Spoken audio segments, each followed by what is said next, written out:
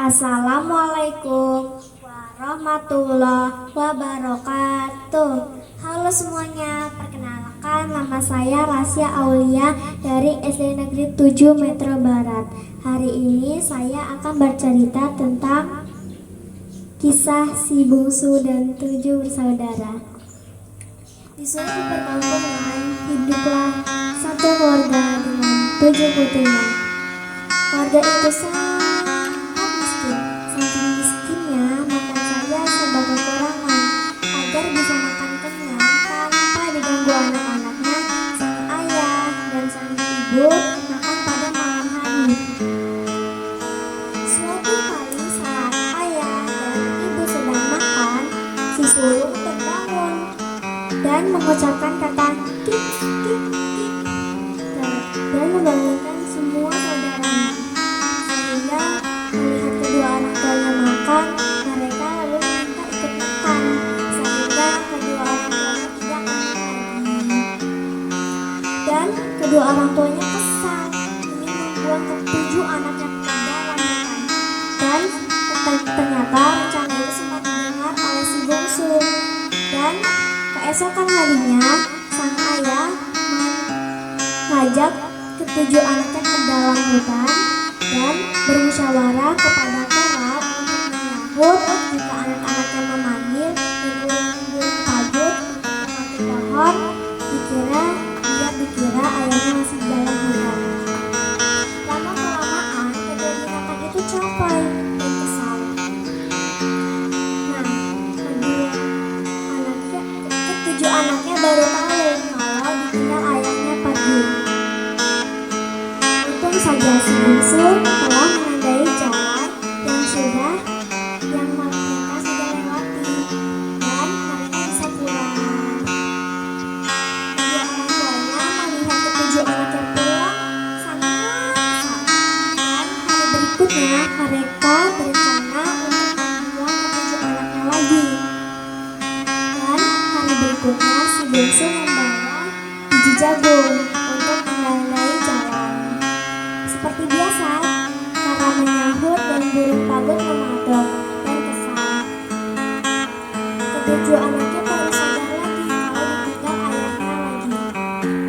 Tapi memang karena jalan yang sudah ditandai oleh si bungsu dengan biji jagung oleh burung, akhirnya mereka tersesat. Dan konon 7 anak itu membuat sebuah gubuk dan menanam padi di ladang itu dan bunga-bunga yang harum baunya.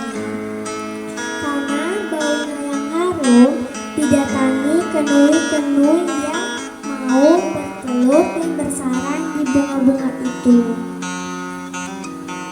Tapi keenam saudara itu tidak mengizinkan. Hanya si bungsu yang memiliki sifat kasih sayang yang membolehkan kenui-kenui itu bersarang dan bertelur di bunga-bunga miliknya.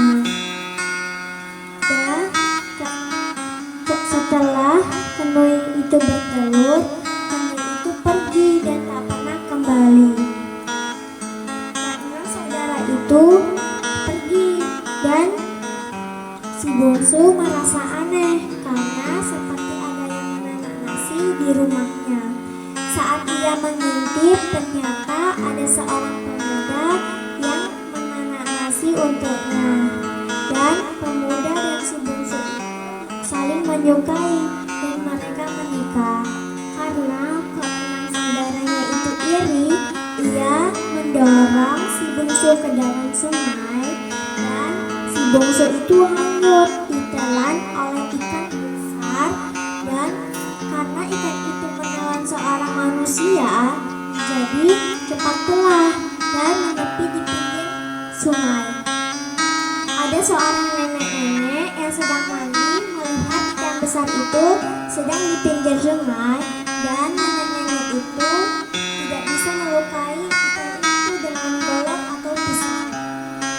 Dan nenek itu kesal dan dia beristirahat di pinggir sungai. Dan ia mendengar seorang burung bernyanyi bolida bolida padelik dua bala. Dan nenek itu berpikir itu.